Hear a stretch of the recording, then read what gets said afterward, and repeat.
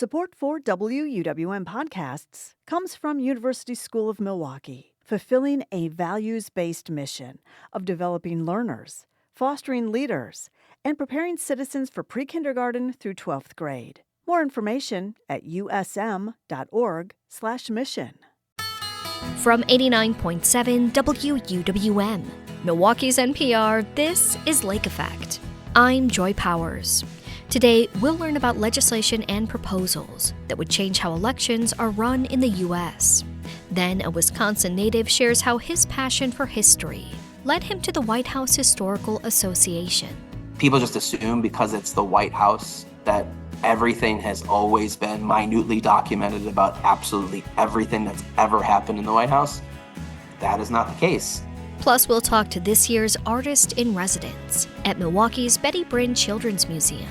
I knew this was meant to be, because this was a place where I felt, seen, and a place where I felt like I can explore my dreams and become who I wanted to be. So I kind of want to do that same thing and provide those same experiences for our guests.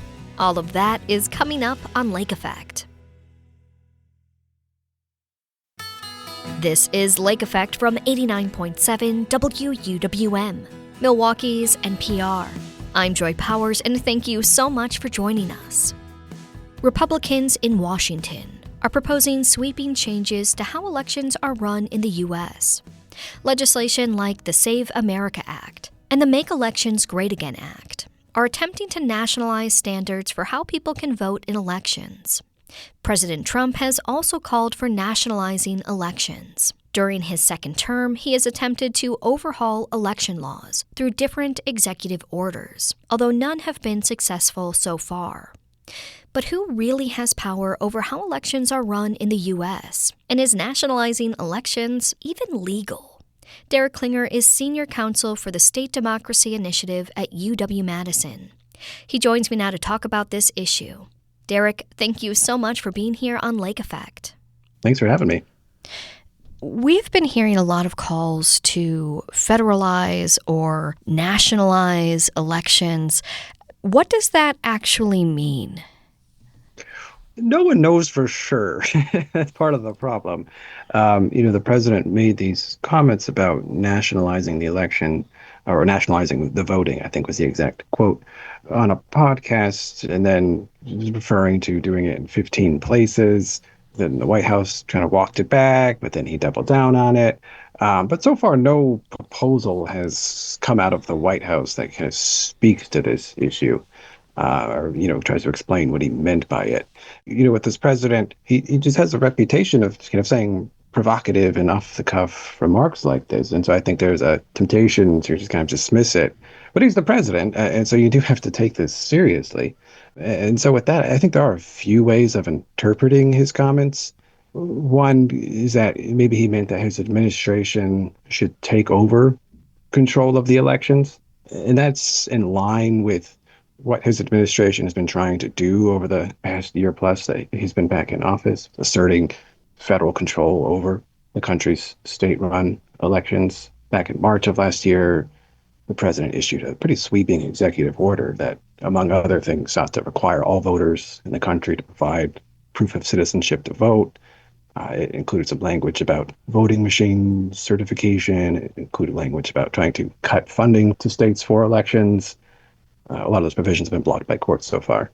The Justice Department has demanded that states turn over their voter rolls to the federal government, including sensitive information like voter social security numbers and driver's license numbers. And so far, those have also been, pretty unsuccessful as far as those have gone to courts. And so I guess speaking to that is that the president doesn't really have the power to do these things on his own.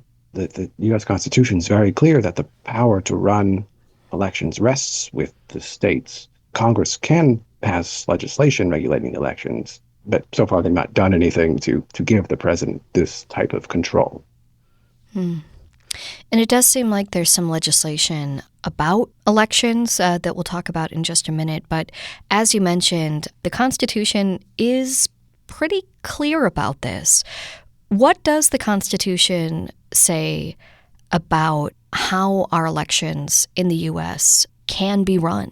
Yeah, so the default under the Constitution is that the time, place, and manner of elections will be determined by the states. But the same provision also gives Congress the authority to enact legislation regulating elections. But otherwise, that's what it says. So the default is with the states. What is exactly the rationale behind having elections that are, decentralized in the US? I think there's a few ways of looking at it, and this is how it's been run the entire existence of the country.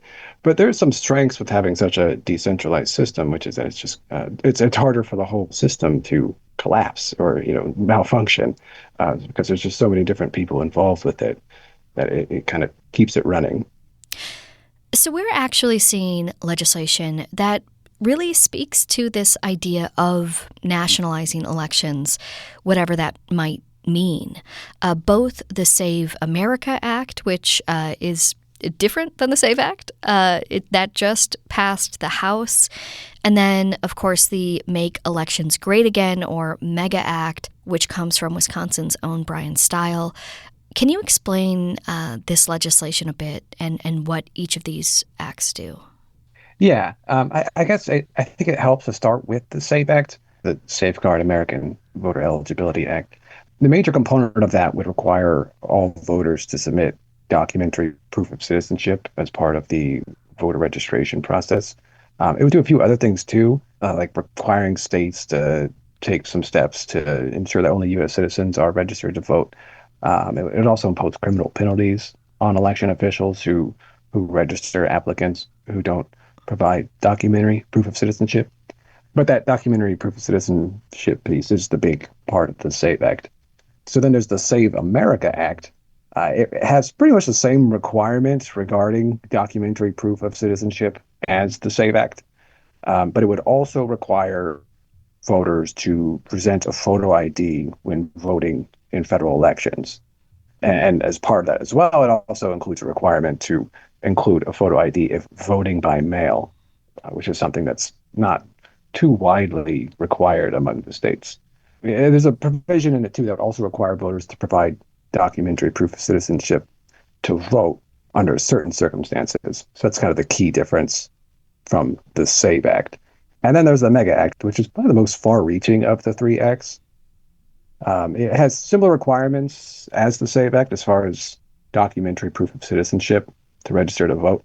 And like the Save America Act, it would also require voters to present photo ID to vote.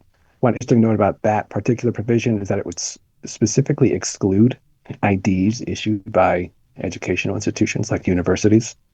Now, a couple other components of this, it would require much more aggressive voter list maintenance processes, require states to share voter data with the federal government. It would require states to use paper ballots that are manually marked by the voter instead of machines.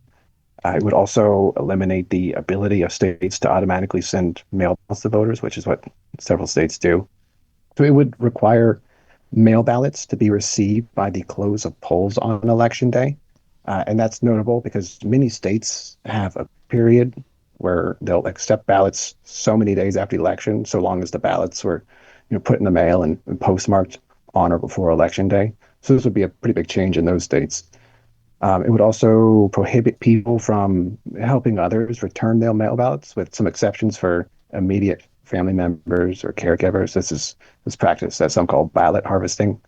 And it would also prohibit states from using ranked choice voting in federal elections. So the MEGA Act has quite a bit in it, and quite a bit more than the SAVE Act and the Save America Act. How do we square this legislation with the idea put forward in the Constitution that states are responsible for administering elections? Yeah, it's an interesting question. And the way the Constitution is set up is, by default, states are responsible for setting the time, place, and manner of elections. But Congress does have the authority to pass laws regulating federal elections. So I would say Congress has the authority to enact federal legislation like this, but it would be very sweeping compared to anything that's ever been enacted previously to that. And then I would suspect as well that you might see challenges to it being brought under the federal Constitution. Not challenging that Congress has the authority, but rather challenging whether some of these requirements might violate individual provisions of the Constitution. You might see stuff like an allegation that maybe requiring certain proofs of citizenship might disproportionately impact certain minority communities, some sort of claim like that. What are some of the main concerns with these different pieces of legislation if they are to pass? One of the big concerns, and this I guess runs with all three of them, which is this focus on non-citizen voting in federal elections. It is already illegal. It also happens at a microscopic scale. Many states have done audits of their voter rolls looking for non-citizens on the rolls, and they're typically finding just very, very small numbers out of the millions of people registered to vote. And so there's this question of, given that it's a pretty small problem, is the remedy that's being proposed, you're requiring documentary proof of citizenship, is that too burdensome in that far more people lack the types of documentary proof you would need, such as a birth certificate. And so the concern is that people who are otherwise eligible citizens to vote won't have the required paperwork to vote. And so more people might just get shut out of the process. It does seem that the likely outcome of this is that many people will be disenfranchised by these regulations, and many, many, many more people will be disenfranchised than will be appropriately prevented from voting, non-citizens, for example. That's the real risk here. It's not my quote, but somebody else has talked about, you could kill an ant with an atom bomb. In other words, it's just a disproportionate response that would take out far many more voters than it would prevent ineligible voters. Yeah. Well, Derek, thank you so much for joining us here on Lake Effect and sharing your work. Yep, thank you.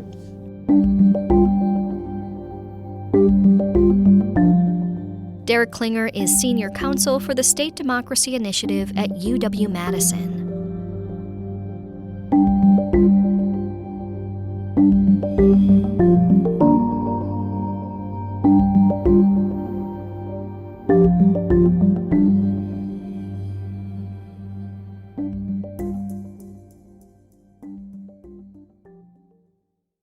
Today is President's Day, and we're going to hear from a Wisconsin native tasked with preserving the history of the People's House, also known as the White House.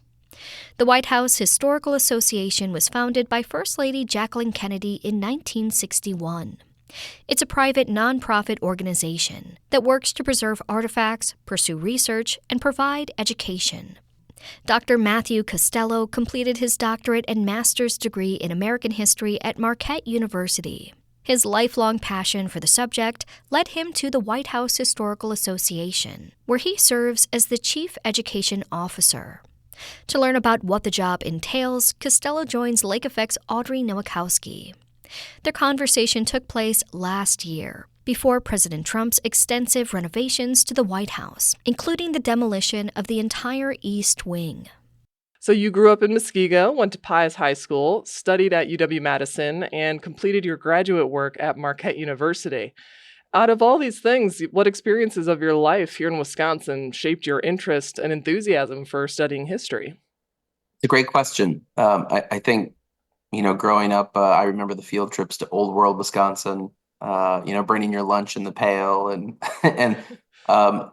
another thing that I did at one point, one summer, I worked in the Sissel shoe shop. I worked in the general store. So I quite literally, I played the part, so to speak, at Old World, Wisconsin itself. But I've just always been really interested in history. And my parents, my dad especially, very interested in history, World War II. And so that was something that, if he was watching something on TV, I might sit down and watch as well. And it just kind of became one of those things that I think it was part of the environment, part of, my parents saying that was important. But then also, we had opportunities to go visit historic sites, visit museums, come out east to Washington, D.C., go to Mount Vernon, go to Monticello. So, I got bit by the history bug early, and it's never really gone away. Speaking of Mount Vernon, one topic of history you're particularly passionate about is George Washington, but your dissertation at Marquette focused on something that people may not expect. It wasn't about his accomplishments while he was alive, but how people remember him, right? Can you explain that? I've long been very interested in how we talk about history, how people remember historic figures, historic events, because it's sort of this ongoing dialogue between whatever's happening today in the contemporary and what has happened and how people choose to remember those things. And I think those choices are very critical to understanding sort of their mindsets, their political, their social, their cultural mindsets, and understanding their own relationship to the past. And that is not a uniquely American thing. I mean, that's something that communities, people, states, all different sized groups think about their past and their traditions and these things. And also, upon my advisor's recommendation, she had told me, if you're going to write about George Washington, you're going to have to take a different approach. There's been a lot of books written about George Washington. And so when I told her the dissertation isn't really about George Washington, it's about how people remembered George Washington, which tells us something entirely different. It wasn't really about Washington's deeds or his accomplishments or his failings, but it was about how people decided to remember those things. And so ultimately that led to the dissertation and then the first book. And needless to say, George and I we've been very close for a long time. So while George Washington never, stayed in the White House, it wasn't built at that time during his presidency. Can you share a bit about what the White House Historical Association is and the history behind its founding and mission? Of course, we were founded in 1961 at the request of First Lady Jacqueline Kennedy to enhance the public understanding of the White House and the people who live there and work there. And since that time, we've worked with every administration. For many years, we had really more of a role as a fundraiser in raising awareness. The federal government only appropriates money for things like maintenance and upkeep. But if we're talking about things like fine and decorative arts, if we're talking about things like presidential and first lady portraiture, new artwork, state services, I mean, these are things that are generally now paid by private money. And a lot of it is through the White House Historical Association. And so in addition to acquisition, conservation, preservation projects, we also have an educational mission. And as the chief education officer and director of the Rubenstein Center, this is really the hub that oversees our teacher training, our field trip program now with the People's House, which is a new visitor experience in Washington, our research and scholarship with our team of historians, our fellows, both academic and research. And then also, we also have a digital library, which has more than 30,000 publicly available images of the White House and various things at the White House. So our big message with the Rubenstein Center has been to encourage new scholarship about the White House, encourage younger professionals who are interested in researching and writing about the White House or the people who live there and work there, but also to make this history more accessible and more readily available for everyone. The White House is also a unique it's not quite a national monument. It's like a living monument, right? Because there are presidents that occupy it, there's staff, there's events, a whole range of things. And this is much different compared to, say, going to the Jefferson Memorial. So can you share a bit about kind of the fun challenge it is to work for a place that has so much history, but still constantly needs to evolve? Yeah, that's a great point. The White House really it's a home, office, stage, museum, but all at the same time an event space. And that's what it is used for a lot of the time, between the public tours, between bill signings, press conferences, state visits. The White House is constantly being transformed and turned over for the next event or the next event or the next event. And so even though we are the private partner, so we're not directly involved with those types of things, but we're supportive of the White House and the executive resident staff that is tasked with doing a lot of those things. And that staff, it really is sort of the continuity of the House, because as you mentioned, presidents and first ladies and first families come and go, but the executive resident staff really stays there. Many of them stay there for years, some even stay for decades, and they really are the continuity of the institution of the White House. And so you go to Mount Vernon and you'll talk to the interpreters, and they tell you that the house is essentially set in 1799 when George Washington died. So then it's just sort of like, okay, that's it. That's the end point, 1799. Everything you're looking at, 1799. But you can't really do that with the White House because every day a new page of that history is being written. And so for us, I think the most challenging part has been, we are a historic organization, we are an educational organization. So how do we balance serving that role and giving people context, giving people nuance, but also, staying clear of whatever is happening in the contemporary, right? So we generally don't talk about policy or politics of any administration that's in office. But, after they leave and they become a historic example, then it's something that we do. It does kind of then fall more into our mission. Yeah, can you share a little more detail about what it looks like? And, do you have the flexibility to choose what you're researching or working on, or is that dependent on the requests that come through?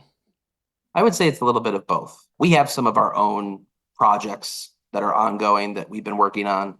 There are times where things happen, there are historic occasions and moments that happen, and then we need to sort of, pivot and quickly be able to talk about those things. And it can be challenging because, all of a sudden I've become an expert in White House Easter egg rolls. I've become an expert in Christmas decorations. That's not something I ever would have imagined that I would be doing in grad school. But, I see it as it's part of the job. And when there's interest in the White House or things that are happening at the White House, people want to know the history behind those things. And so a lot of these seasonal and holiday things we can plan and we can anticipate. But then when we get notice that there's going to be a state arrival, there's going to be a state dinner, well, then we need to sort of pivot and be ready, because typically people want to know, has this country ever visited, or has this leader ever visited? And when was the last time they visited? And what, they start asking those questions. And so I see it as our role to be the authoritative source for answering those type of things. And so sometimes it can be something like, when was the last canceled egg roll, which was something that came up during the pandemic. Or it can be, when was the last time the president of France visited? So, it can be very dependent upon sort of the current events and what's happening, and how can we add a little bit of historic context to what people are seeing.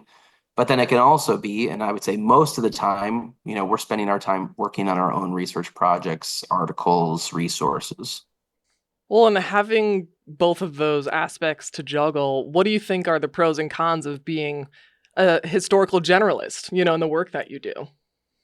Well, I think that the pro obviously is that you probably have at least one insightful thing to say about everything.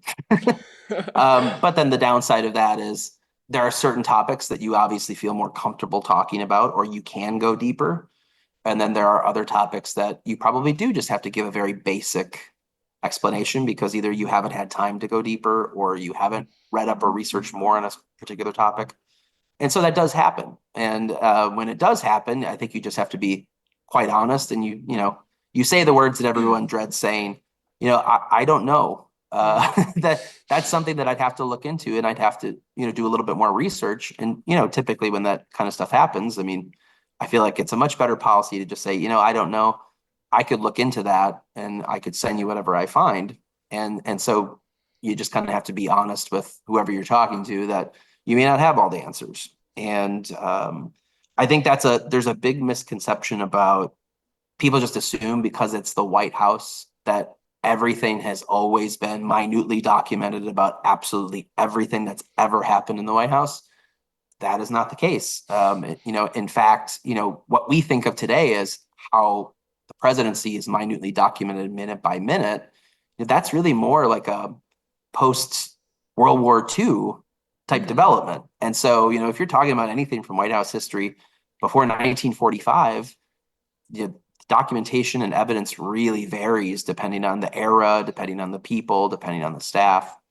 And so I think a lot of people are surprised if I say, like, I don't know, or I can't find an answer. But when in fact, there's still a lot that we don't know about the White House. And that's a big part of the push that we're making in trying to encourage young professionals, emerging scholars to do more work that can help us teach more about the White House and teach more Americans about the White House. Well, Matthew, I want to thank you so much for joining me today to share not only your job, but your passion. I really enjoyed learning more. Yeah, it was a pleasure, and I'm glad I could be on. Thank you for having me.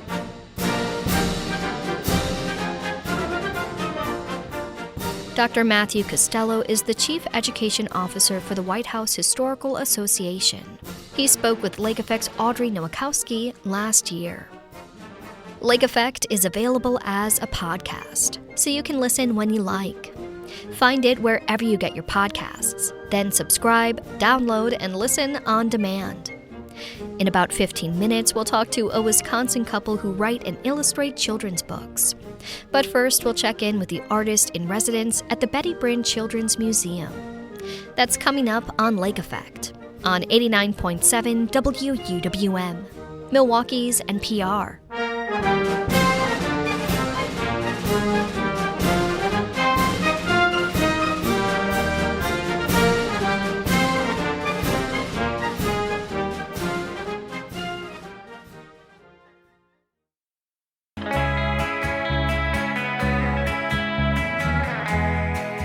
You're listening to Lake Effect on 89.7 WUWM. I'm Joy Powers. Milwaukee native Malik Johnson is a Grammy-nominated cellist, composer, and music producer. And he recently added a new title, Artist in Residence at Milwaukee's Betty Brinn Children's Museum.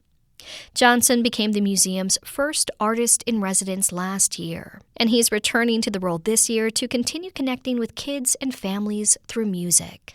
He joins Lake Effect's Excret Nunez to talk about his work and the Betty Brinn Artist in Residence program. Before we dive into your work as an artist in residence at Betty Brinn, I'd love to learn more about you and your artistry. How did you first discover the cello? I would say actually the cello discovered me. So there is an after-school program here in Milwaukee called MISO, Milwaukee Youth Symphony Orchestra, and I was in third grade, and they came to our schools and were asking, teachers if they knew any students who might want to learn an instrument. So my mom and myself were interested. So we got there, and they had instruments available. They had the violin, viola, cello, and bass. I thought the bass they were offering was like the electric bass. But when I got there, it was an upright bass. I was like, what is this thing? Like, this was not what I expected. Turns out they ran out of upright basses, and they were like, we have the cello, so you can play the cello as the next best thing. So I was like, okay, cool. So I started playing the cello. What a way to find it. You said the cello found you. What made you stick with it? I would say a lot of things made me stick with the cello.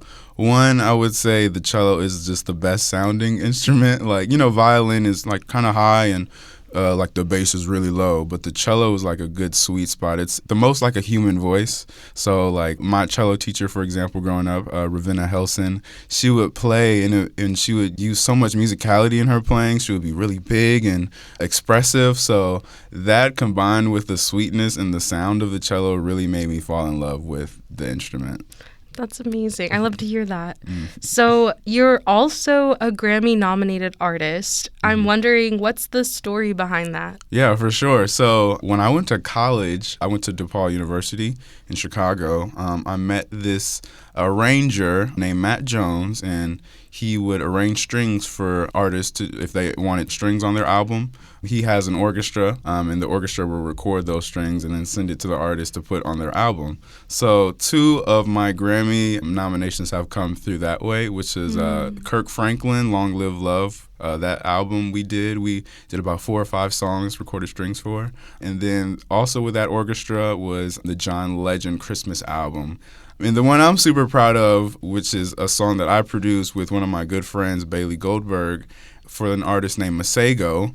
On his album Studying Abroad Extended Stay, I produced a song called Well Traveled, and that received a Grammy nomination in 2021, his album. Wow. So yeah, that was really cool. That's amazing. We have like all this talent here in Milwaukee. Yeah, we definitely do, for sure. I love Milwaukee. I know there are some other artists you've performed with over the years, right? Yeah, absolutely. I appeared on NPR's Tiny Desk series in 2018 with PJ Morton. It's still on YouTube. I tend to go back every now and then just to be like, oh my gosh, pinch myself. Yes, I've performed the great Stevie Wonder 2024. We got to play on a couple stops of his tour. Milwaukee and Chicago, I played with him. And there's so many others. I'm just blanking right now. But yeah, it's been a great journey. I want to touch on how you were previously the Betty Brinn Artist in Residence in 2025, and you've returned this year. I was wondering if you could tell me about this program. Like, when I learned about this, my first thought was, what do you do as an artist in residence at a children's museum? Right. So there's a few components to my residency at Betty Brinn. So the first one is I give weekly performances where I'm just playing my cello, jamming out with the kids. It's really fun. Like, we have a lot of kids dancing, and newborns and toddlers are crawling around, trying to get close to my cello. It's a good time. The second part is that I give toddler talk back. So this is like 30-minute sessions, of course, that I'm giving to promote social emotional learning with the kids. And some things we kind of discuss are exploring your goals and dreaming big. This year is a little different than last year. So last year, to end the residency, I created the Betty Brinn's official theme song. But this year, we're actually going to start bringing music to the families. So we're going to actually be using household items to create instruments. So we're going to be doing like pan flutes, and we're going to make rain sticks that the kids can, create at the museum and take home, and hopefully have a musical time with their family. So yeah. Can you talk about how kids interact with you when you play music, or how you've noticed them respond to the music? Yeah. So at Betty Brinn, we get kids of all ages, like 0 to, elementary kind of ages. So there's been so many instances where there's been just like a baby just locked in, just staring at me like a super fan, essentially. And even the toddlers, they like to dance, and we have scarves for the kids to, wave around when they're dancing. But it's such a cool experience. A lot of parents and grandparents tell me, like, this was the first time my child or grandchild has ever been to a musical performance or seen a cello. So that's one of, like, the coolest things that I think that we provide. So, yeah, it's been great. What made you want to apply to a program like this and be their artist in residence? Me personally, Betty Brinn was a staple in my childhood. I used to go to Betty Brinn as a kid. So when this opportunity presented itself, I knew like this was like meant to be, because this was a place where I felt, seen, and a place where I felt like I can explore my dreams and become who I wanted to be. So I kind of want to do that same thing and provide those same experiences for our guests. I'm Lake Effect's Excret Nunez, speaking with Malik Johnson about his artist in residency at the Betty Brinn Children's Museum.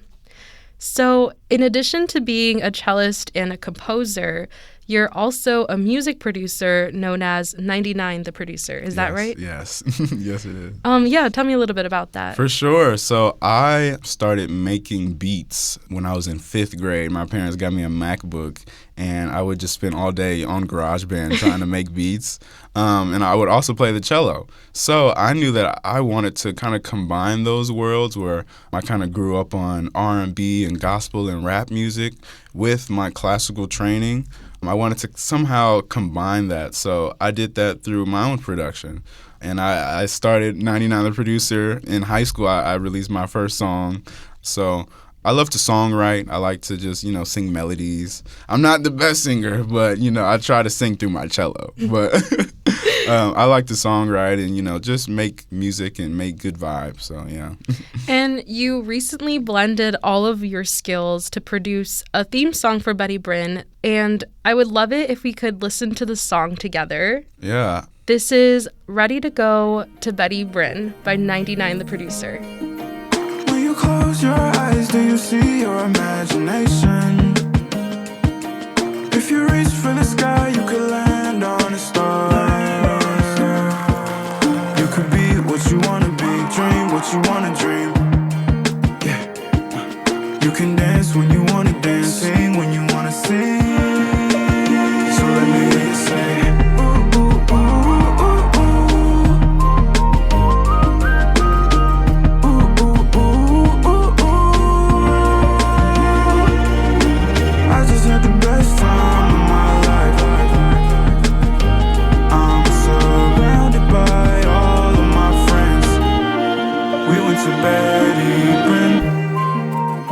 Something that stood out to me from the song were the sounds of kids having fun. I was wondering if you could tell me how that project came about. Yeah, for sure. So in those toddler talkback, those 30-minute sessions we have, sometimes I would bring my recording equipment and we would have instruments for the kids to use. So we would have shakers and percussive instruments. And I would also ask them to use their voices to record so I can eventually add it to the tracks. So that was one of the days where I had my microphone. I was like, you know what, let's all just say, woo, on three, 1, 2, 3, woo. So I definitely had to add that into the track. It was fun. And what are some other sounds that inspired this song? Like, I don't know, I'm hearing when you say like star, I could hear the star, Yeah, right? yeah, there's some sparkles in there that I definitely added. But a lot of the stuff is actually just really embedded in the track. So I have a few claps of the kids that they did, and under the main whistle part, there's a little synth that the kids sang, and I kind of pitched it and stuff. So that's what I kind of did. I took some sound bites from each session that we did from the toddler talkback and kind of put it all together in a song. Yeah, I also really enjoy how that it's fun and for like kids to sing along with, you know, like it's catchy. Yep. Thanks for sharing it with me. Absolutely. Well, before we wrap up, I was wondering if you might have any advice for any up-and-coming musicians or artists. For sure. I would say the biggest thing that I try to remind myself every day is that it's about the journey and not the destination. That's what I try to tell myself, like, oh, I feel like I should be at this point, or I feel like I should have this amount of dollars. Like, it's really just about the people who I'm affecting and the people who you will inspire. So that's what I try to kind of focus on, is how much impact I'm creating. I would recommend others to do the same, and just remember that it's about the journey and not where you end up, you know. Absolutely. Well, Malik, thank you so much for speaking with me today. It was really fun to learn more about you and your music. Thank you. Appreciate it.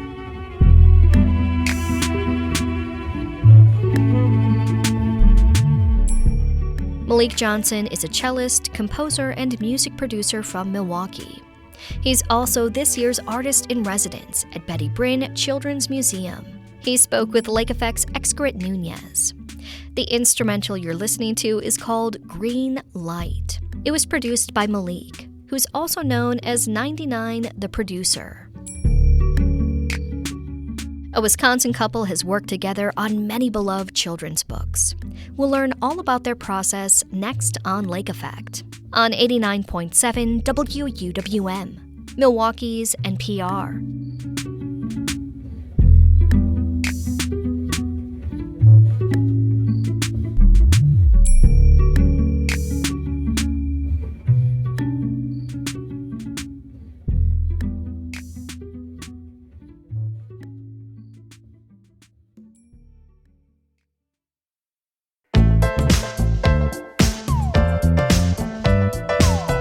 This is Lake Effect on 89.7 WUWM.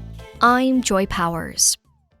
Kevin Henkes is a well-known children's book author and illustrator.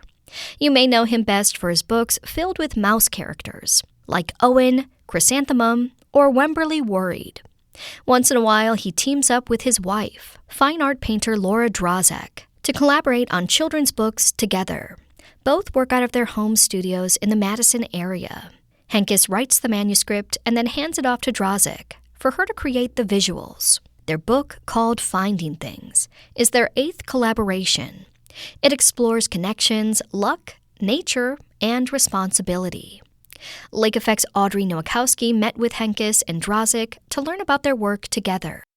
So outside of the collaborations that you work on, you both have relatively probably solitude in your work with whatever you're working on respectively, like you share a workspace in the same hallway. But when you do get to work together closely on a book like Finding Things, what are your favorite parts about each other's professional selves?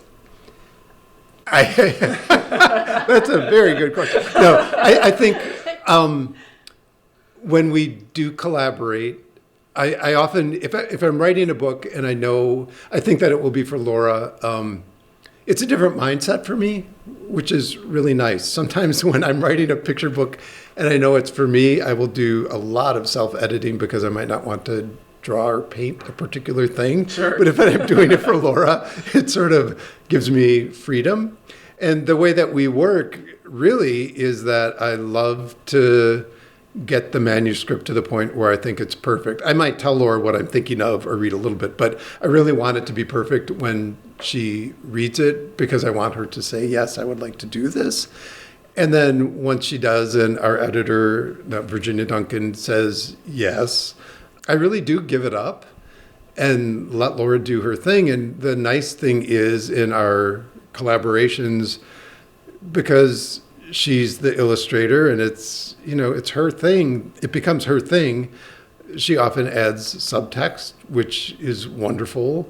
So it really is nice. I really do kind of give it up. I get to peek in because our studios are right across the hallway from one another, but I do give it up and it becomes Laura's after I do my part. So you have the text finished before you hand it over, right? Okay, and then Laura, where do you take it from there? Do you have total freedom to interpret the text as you want? Yeah, so Kevin will give me the manuscript, and then he doesn't give me any notes or anything really after that, just the words. And then I take usually a couple months to really think about what I'm going to do with it and let it sink in. And then I start doing sketches. And I will, at that point, start going back and forth with Kevin and say, this is how I'm thinking about doing it, and what do you think of this? And it's nice because we can go back and forth, but he's never said you have to include this or do that. There was one time when he had an idea for birds. There was a picture where there was a wire.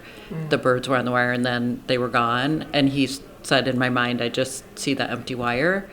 And that worked great. And so but that's really been the only time. That was the only time that happened. And that's really nice for me because it is great to see someone else interpret my words. And I think really good picture books, when the words and pictures work together the way I think they should, you can't really separate them after they're together. And I think Laura's done such a great job, and I feel so happy when I do write a book and she says yes, and then I get to see what she's done with it. And for example, in Finding Things, there's a dog that isn't mentioned in the words at all. And I had really no idea that was going to happen. And now I can't think of this book without the dog. I think that's the magic of a really good picture book. Right, so you both can continue to surprise each other in good ways. So what do you both believe are the good, primary base ingredients when you're creating a new story? I think for me, it kind of comes down to emotional truth. I want a good story. I want it to be entertaining for the child. I really want it to be for a child. I think good books often are thickly textured and may be layered and have an understory that, adults can appreciate and enjoy, but I really want it to be for a kid. That's really important to me. But I think emotional truth, and when I'm writing a book, I really want good sentences. And that means different things with different kinds of books. If it's a really young picture book, I want to pare it down so that there are only the words that are necessary, but yet leaving enough space between the words and between the sentences to have a subtext. One of my favorite authors and illustrators is M.B. Goffstein, and she says a quote. It's something like, "You work and work and work until it looks like you didn't work at all." And when I'm writing a text, I read it aloud over and over and over again, because there is the hope that this book will be loved and read again and again. And I want it to sound right, and I want it to feel right, have the right rhythm. So that's really, really important to me. Exactly, yeah. There's, when we're adults, it's not deceptive necessarily, but you don't realize how much work it takes to be simple, right? Both in the words and the illustration. So for you, Laura, when you have, the words that Kevin has fine-tuned, down to that final draft, how do you approach that same kind of thing in illustrating for it? I often think about the fact that this is the first exposure for a lot of kids to art, and so I want to make sure that the pictures really add another layer and have good design and are interesting, but also really interesting to a child. And it's an interesting interplay between doing fine art painting and then switching to illustration, because sometimes I think, oh, well, I should do more, but I really try to pare it down and make it simpler but appealing to a child. And when I first am looking at the words and reading them over and over, I try to figure out how can I add more to this? How can I add more to the pictures that will keep a child interested, and also the reader, the parent, as they keep going over and over it, so that there's new things to look at. And that part's really fun, like to just, keep changing things and moving things around and trying to figure out how the flow works as you do the page turn. So I think about all those things, and it takes a long time. I mean, it looks easy. Yeah. Well, about how long did it take for finding things to come together? That took me a really long time because I was initially thinking that I would have a child, and the more that I worked on it, the more I thought, I don't want it to be specifically, it just seemed too direct, like having this kid finding things, so trying to figure out how to make it interesting in a way that was still true to the text was challenging. So I would say it took me longer to figure out how to do this book than any of the other books that I've done, even though to me it looks simpler than any of the other books that I've done. Yeah. For sure. So I'd love to talk a little bit more about your process. So you both live in the Madison area and you have home studios. And from what I understand, you stay away from like tech, email, all that kind of stuff, right? No, I do. Lord does not. I mean, someone has to have email. Yes. But I write in longhand on notebook paper. And even if I'm writing a novel, I write it in longhand, and I rewrite the whole thing in longhand one time again. If I'm working on a picture book, it's the same thing, longhand on paper. And then I type on an old typewriter. That was actually Laura's when she was in college. And when I'm drawing, the way I do it, I'll do my finished sketches, and when I need to transfer it to my good paper, unlike a lot of people who have really beautiful, big light-up drawing desks, I have a Mickey Mouse Club 10 by 12 plastic drawing desk that I've had since I was a kid that I still use. And when my illustrations are too large, I have to do them in pieces, or I tape it to the window. Yeah. I'm very, very, very low-tech. Well, I'm wondering, does that help you keep like in that child wonder mindset? Like, how does that help you still continue to make so many children's books over the years? Do you think that's part of the charm that comes through on the page?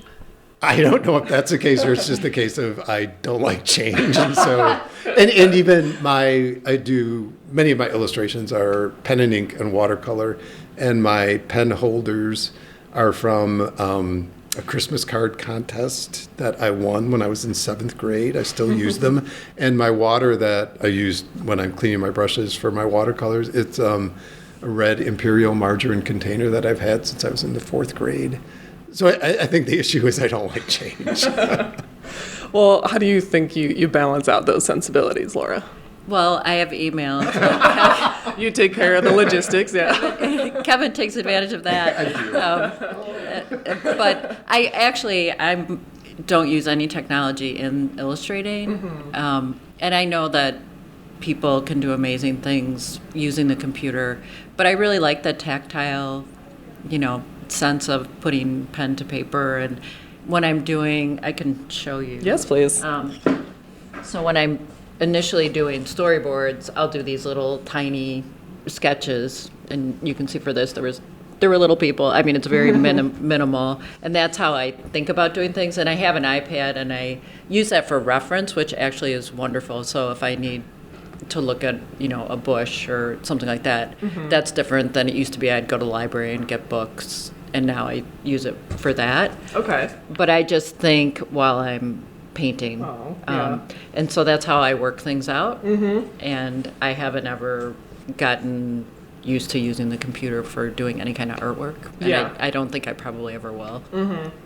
I'm wondering, how did the two of you feel creating for each other? I love it. And it's a nice connection. It's a different way. Sort of like I said before, I will often write differently if I think that I'm writing for Laura, and it makes me happy to do so. And then I love the fact that she is taking my words and interpreting them. Seeing my words through her eyes is, it's a nice present for me to receive. How about for you, Laura, with painting for Kevin? Well, it's really wonderful to be able to take a text that always is so good, and I see the process of how it evolves over time because he'll usually show me. I mean, a couple times he's surprised me with text, but he is such a good writer that it really is such a pleasure. And yeah, it's just such a nice collaboration. And we know other people are like, how can you work together, in the same place all these years? And not that there's ever, there's never anything that drives you nuts, but we really get along, and it's just been a very easy collaboration over the last however many years. For sure. Well, I want to thank you both for the gifts that you keep on giving audiences, and I'm sure will for years to come. And thank you for spending some time with me today. Well, thank you for having us. Thank you very much.